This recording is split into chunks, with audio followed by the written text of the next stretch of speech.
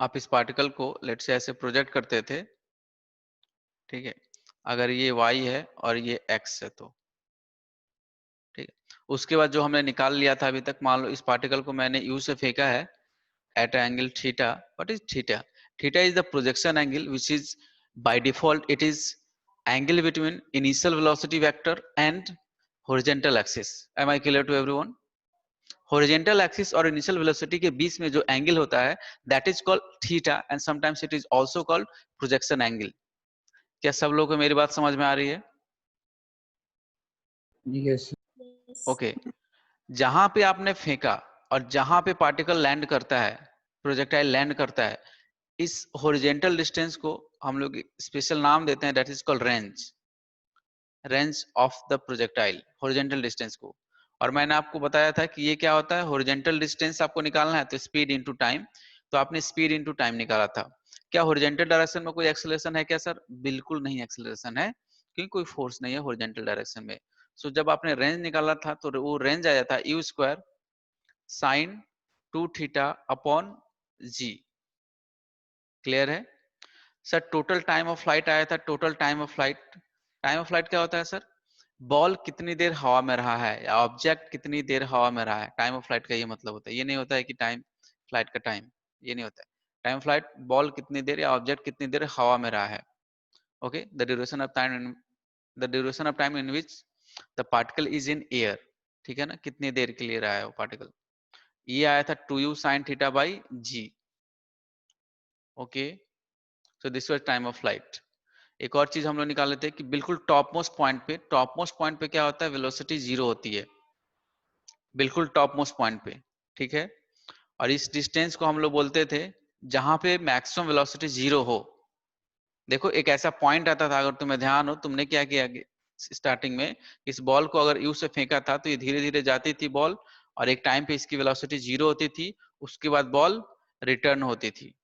So this was the concept that we were discussing the kinematics.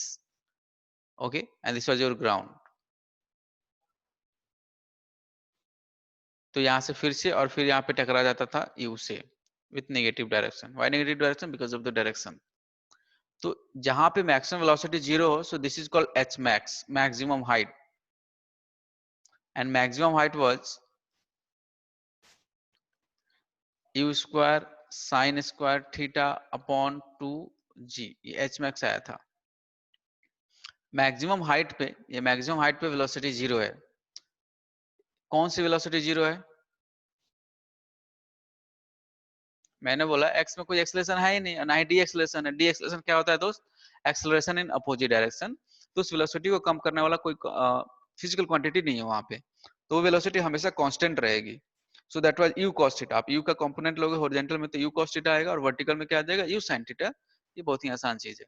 तो जब आप maximum height पे पहुंचोगे तो इस डायरेक्शन में जो आपको वेलोसिटी लग रही थी वो क्या लग रही थी, u cos थीटा। बट इस डायरेक्शन वाली वेलोसिटी जो वर्टिकल डायरेक्शन में जो थी u sin थीटा, तो वो क्या होगी, धीरे धीरे जीरो हो जाएगी।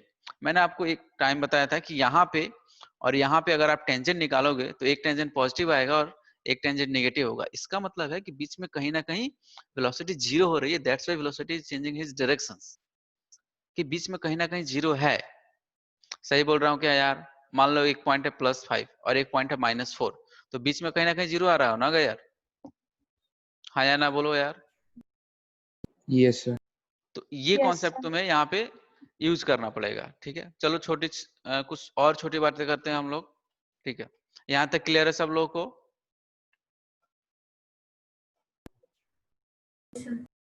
ओके, चलो आगे चलते हैं। मान लो अगर मैं तुमसे पूछूं, ठीक है, कि ये प्रोजेक्टाइल है, समझना इस चीज को। हाँ, बहुत सारी बातें, चलो रेंज की पहले बात कर लेते हैं। ये प्रोजेक्टाइल है तुम्हारा, ठीक। तो तुमने क्या किया, यहाँ से ऐसे फेंक दिया, ठीक है। ये तुम्हारा y है और ये लेट से x है। इसको तुमने u से फेंका है, मान लो किसी थीटा एंगल पे, ठीक है। तो तुम्हारे पास रेंज जो आया है, जो रेंज आया है वो आया है u square sine 2 theta upon g. ये तुम्हारे पास रेंज आया है, ठीक है। तो मान लो मैंने थीटा पे भेजा है, तो इसकी रेंज आ गई ये। सर रेंज क्या था? Horizontal distance. तो ये वाले डिस्टेंस कितनी आ गई? रेंज। ठीक है, ये आ गई। अगर मान लो इस प्रोजेक्टाइल को मैं एक दूसरे एंगल पे फेंक रहा हूँ, theta minus 90, theta minus 90 degree पे मैंने प्रोजेक्ट कर दिया है। अब निकाले सब लोग रेंज। क्या रेंज आ रहा है? मैंने पहले थीटा भेजा तो रेंज क्या है? U square sine 2 theta by g. ये सबको पता है यार, कल ही मैंने डिराइव किया था। अब मान लो इस प्रोजेक्टाइल को मैंने एक दूसरे एंगल पे फेंका है, थीटा माइनस 90। रेंज बताया सब लोग, जल्दी कैलकुलेट करें। So this is not theta minus 90, this is 90 minus theta. कि एक प्रोजेक्टाइल को मैंने थीटा भेजा है तो रेंज है उसका sine 2 theta by G. And now एक दूसरे प्रोजेक्टाइल को या उसी प्रोजेक्टाइल को मैंने एक दूसरे एंगल पे फेंका है 90 माइनस थीटा। सो इस केस में रेंज क्या आएगा? Just tell me everyone. This is the result. जब आर तुम रखोगे, देखो इसमें क्या करना है, इसमें कुछ नहीं करना है, यू स्क्वायर साइन 2। अब थीटा की जगह क्या रखोगे? 90 माइनस थीटा। हाँ या ना यार? डिवाइडेड बाई जी। ठीक है, अब ये देखो, इसको सॉल्व करो यार। यू स्क्वायर साइन, इसको 2 को अंदर मल्टीप्लाई करो तो क्या आ गया? 180 माइनस 2 थीटा अपॉन जी। ठीक है, अब देखो ये है साइन 180 माइनस 2 थीटा। तो साइन पाई माइनस 2 थीटा क्या होता था यार? साइन पाई माइनस 2 थीटा या 180 minus 2 theta. 2 theta. Sine 2 theta. Yes sir. और पेरेंट कैसा है? पॉजिटिव। तो चाइल्ड की भी कैसा होगा? Positive, sorry positive. क्यों? क्योंकि सेकंड क्वाड्रेंट में है। तो यू स्क्वायर साइन 2 थीटा आ जाएगा फिर से, साइन 2 थीटा बाई जी। तो रेंज क्या हो गई? फिर से सेम आ गई। तो सेम रेंज के लिए कितना एंगल पॉसिबल है? एक थीटा और एक 90 माइनस थीटा। तो ये थीटा और 90 माइनस थीटा को बोलते हैं कॉम्प्लीमेंट्री एंगल्स। थीटा और 90 माइनस थीटा। हाँ या ना बोलो यार?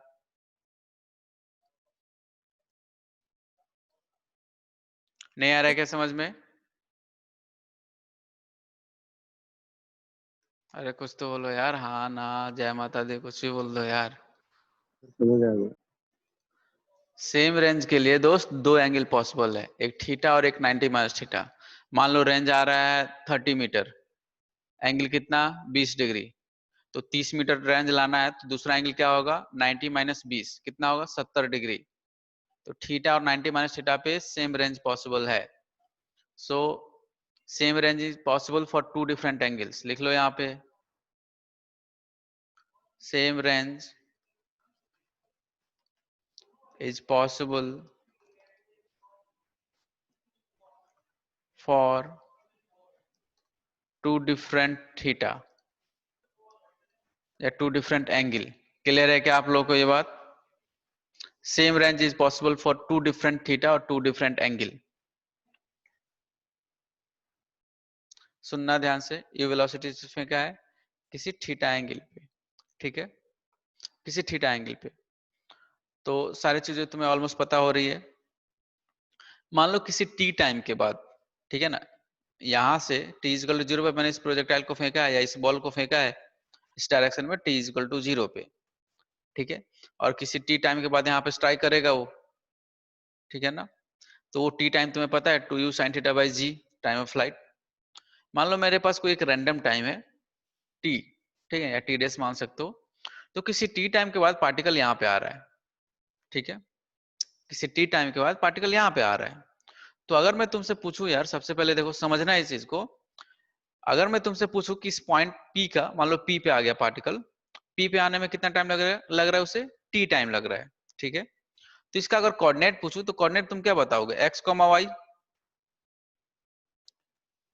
टी टाइम के बाद पार्टिकल अगर पी पॉइंट पे है, so if I ask what is the coordinate of this particle? X comma Y. हाँ या ना यार? उस Yes. टी टाइम यस में मान लो यहां से यहां तक आने में इसको टी टाइम लग रहा है, ये टी टाइम मैंने बोल दिया, पी ऑफ कॉमा टी। तो यानी टी इक्वल टू ये 0,0 से तुमने प्रोजेक्टाइल को फेंका था और पी तक पहुंचने में उसको टी टाइम लग रहा है। तो पी का कोऑर्डिनेट क्या होगा? X comma Y. अगर मैं तुमसे पूछूं कि यार मुझे तुम एक्स कॉमा वाई बताओ, एक्स कितना होगा और वाई कितना होगा? समझ में आ रहा है मैं क्या बोल रहा हूँ? तो अगर तुम्हें एक्स निकालना है तो एक्स कैसे निकालोगे? हॉरिजॉन्टल डिस्टेंस है। अगर तुम देखोगे तो ये वाली डिस्टेंस क्या होगी? एक्स कोऑर्डिनेट होगी, जो अपन फंडामेंटल फंडामेंटल हमेशा ध्यान रखा करो। सर ये x होगा, और अगर सर यहाँ पे आप जाओगे तो ये जो डिस्टेंस होगा ये y होगा। ऐसे ही तो कोऑर्डिनेट हम लोग लिखते थे। सो अगर x निकालना है तो क्या लिखोगे, x वाली डिस्टेंस लिखोगे। तो x लिखना है तो क्या लिखोगे, x डिस्टेंस है तो स्पीड इनटू टाइम। तो x में स्पीड क्या है, u cos थीटा, और टाइम कितना है सर t, तो u cos theta into t, ये क्या होगा, x का कोऑर्डिनेट। वैसे ही y का कोऑर्डिनेट निकालना है तुम्हें, तो y का कोऑर्डिनेट निकालने के लिए मैं क्या करूं मैं बताओ, सेकंड इक्वेशन ऑफ मोशन लगाऊं मैं। फॉर द y कोऑर्डिनेट मैं सेकंड इक्वेशन ऑफ मोशन लगाऊंगा, किस डायरेक्शन में, y डायरेक्शन में। सो y डायरेक्शन में मैं यूज करूंगा second equation of motion, second equation of motion, ठीक है। तो जब सेकंड इक्वेशन ऑफ मोशन मैं यूज करूंगा तो देखो मैं क्या लिखूंगा, ये होता है second equation of motion, s is equal to ut plus half a t square. तो y डायरेक्शन में लगाओ यार, s कितना है y, इनिशियल वेलोसिटी y में क्या था, u साइन थीटा, और कितना टाइम में, t टाइम में, प्लस हाफ y डायरेक्शन में एक्सेलरेशन कितना है, माइनस g, और ये t स्क्वायर। तो y का जो कोऑर्डिनेट आएगा कितना आएगा, u sine theta into t minus half g t square. So ये y का कोऑर्डिनेट हो जाएगा। तो x, y अगर तुम्हें रिप्रेजेंट करना है, सो x, y अगर तुम्हें रिप्रेजेंट करना है तो कैसे रिप्रेजेंट करोगे सर, ये होगा u cos theta into t comma u sin theta t minus half g t square. So this will be the coordinate of that particle और ball after time t। P point का coordinate अगर मुझे बताना है तो P point का coordinate क्या होगा, ये होगा u cos theta into t comma u sin theta t minus half g t square. समझ में आ रहा है कि आप लोगों को कैसे निकालना है, यस सर। किसी भी पॉइंट का कोऑर्डिनेट इजी है। सर x में कितना होगा कोऑर्डिनेट, y में कितना होगा डिस्टेंस, वो तुम निकाल दोगे। हाँ या ना बोलो यार, समझ में आ रहा है कि कोऑर्डिनेट कैसे निकालना है। Yes sir. यस यस ठीक है, सर। तो ऐसे तुम्हें निकालना पड़ेगा, ठीक है। अगर मैं पूछूं कि यार डिस्प्लेसमेंट बताओ, इसको डिस्प्लेसमेंट है, x, y क्या है, डिस्प्लेसमेंट वेक्टर है ना यार। तो अगर तुम इसका डिस्प्लेसमेंट वेक्टर शो करना चाहते हो तो देखो कैसे शो करोगे तुम। मैं जो बोल रहा हूँ आप लोगों को समझ में आ रहा है क्या, नहीं आ रहा है तो मैं डिफरेंट तरीके यूज करूंगा यार। तुम और नहीं बोलोगे तो कैसे पता चलेगा मुझे पता चलेगा कि मैं तो बस ज्ञान दे रहा हूँ, रामायण तुम लोग सुन रहे हो। भाई x, y कोऑर्डिनेट है, तो x क्या है डिस्प्लेसमेंट, y क्या है डिस्प्लेसमेंट। अगर वो पूछ दे कि भाई पार्टिकल का तुम वेक्टर शो करो डिस्प्लेसमेंट वेक्टर, तो अगर तुम्हें पार्टिकल का डिस्प्लेसमेंट वेक्टर शो करना है तो क्या, x को i कैप में लिखोगे और y को j कैप में लिखोगे, हाँ या ना दोस्त, लिखोगे ना यार। Yes sir. Yes sir. तो अगर मान लो पार्टिकल का मैं डिस्प्लेसमेंट वेक्टर शो करना है मुझे, ठीक है, तो मैं डिस्प्लेसमेंट वेक्टर यूज करूंगा बुक में, तो ये लिखूंगा डिस्प्लेसमेंट वेक्टर। मान लो इसको मैंने लिख दिया डिस्प्लेसमेंट और वेक्टर बना दिया, कोई सा भी तुम सिंबल यूज कर लेना। सो तुम अगर लिखोगे तो क्या लिखोगे, u cos theta t i cap minus, यही लिखोगे तुम, u sin थीटा t, ये ब्रैकेट लगा देना, minus half g t square j cap.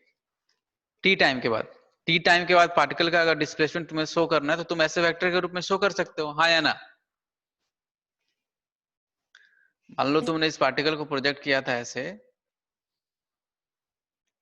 तो किसी टी टाइम के बाद पार्टिकल यहाँ पे होगा, तो उसका कोऑर्डिनेट तुम्हें ये पता चल गया, तुमने डिस्प्लेसमेंट वेक्टर शो कर दिया, ठीक है। अगर ये y और x है तो ये डिस्प्लेसमेंट वेक्टर है, ठीक है ना। अगर तुमसे पूछा जाए कि यार तुम रिजल्टेंट डिस्प्लेसमेंट बता दो, हाँ या ना बताओ यार। मान लो अगर इस पार्टिकल को मैं शो करूं तो मैं ऐसे शो कर सकता हूँ, ठीक है। मान लो डिस्प्लेसमेंट यार p ले लो यार, इसको p बोल दो, डिस्प्लेसमेंट वेक्टर की जगह p वेक्टर बोल दो। सो p vector is the displacement vector for this particle, ठीक है। बहुत सारी चीजें आती हैं तो तुम्हें पता होना चाहिए कि क्या करना है, ओके। सो अगर तुम्हें लेट से मैंने इसको,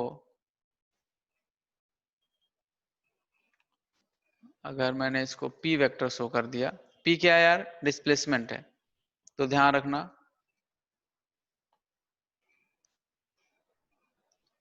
so this is p vector, okay.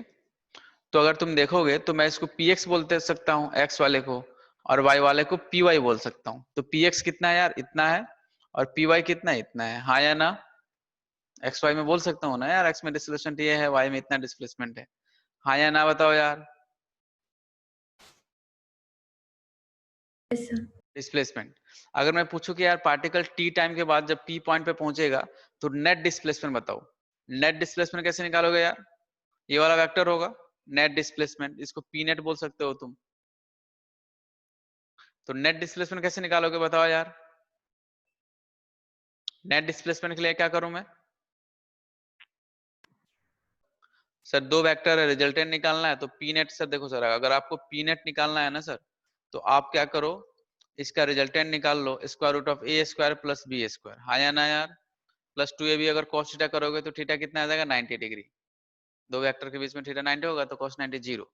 या तुम्हें ये पता है सर a i कैप है और b j कैप है, तो अगर मुझे रिजल्टेंट निकालना है, so I can write square root of a square plus b square. तो तुम अगर p नेट निकालोगे तो क्या करोगे, u cos थीटा t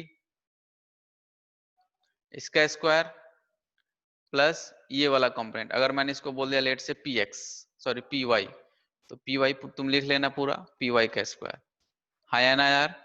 तो ऐसे तुम्हें p नेट मिल जाएगा। सही समझ में आ रहा है क्या तुम्हें? Yes sir. तो किसी भी टी टाइम के बाद पार्टिकल का तुम पोजीशन बता सकते हो कितना होगा। क्लियर है? वैसे ही किसी भी टी टाइम के बाद तुम पार्टिकल का या प्रोजेक्टाइल का तुम वेलोसिटी बता सकते हो। लेट से मान लो मैंने किसी पार्टिकल को ऐसे प्रोजेक्ट किया, लिखना है क्या तुम्हें, या लिख लिए सब लोग?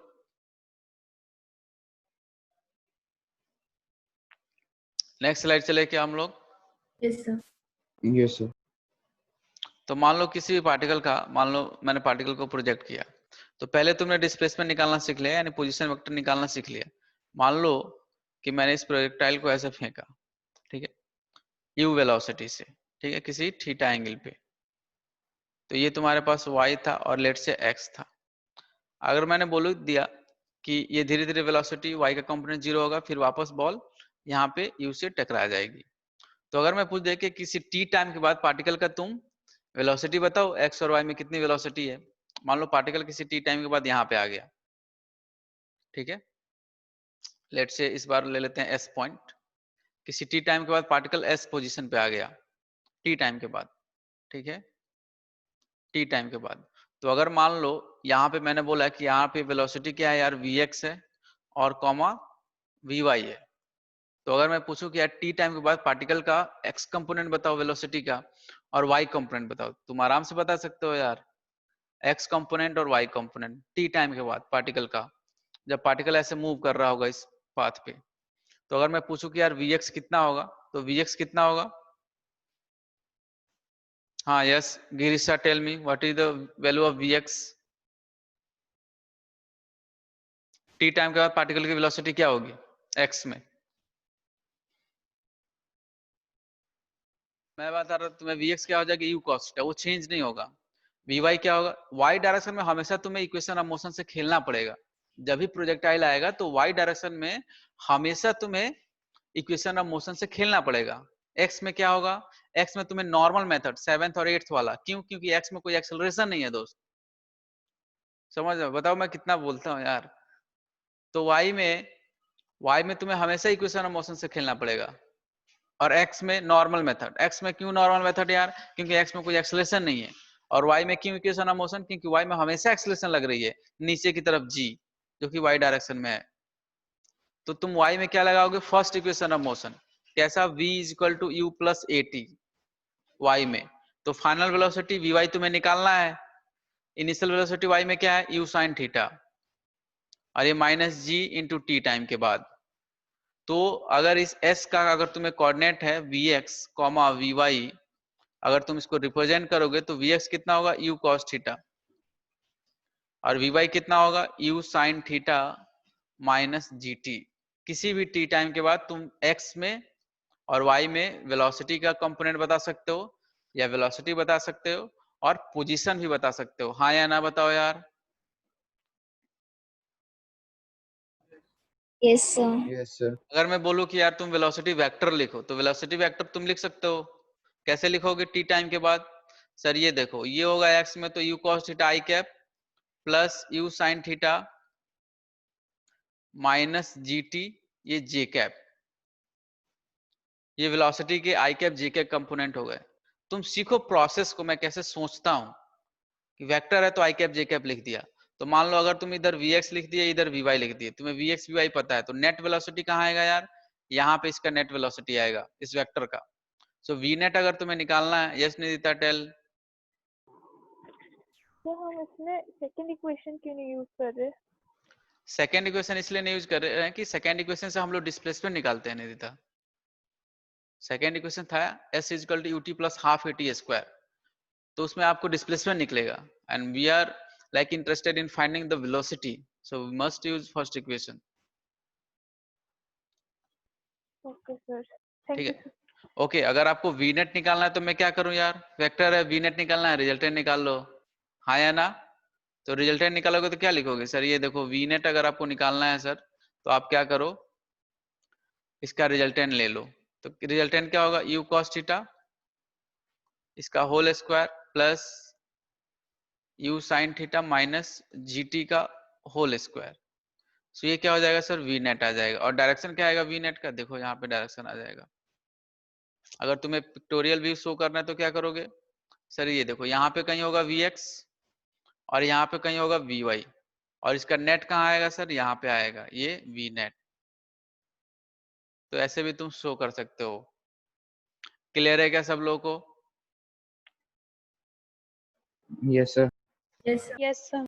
Yes, Aryan, tell. So that's all for today. Thank you everyone for joining this session. See you next class. Enjoy.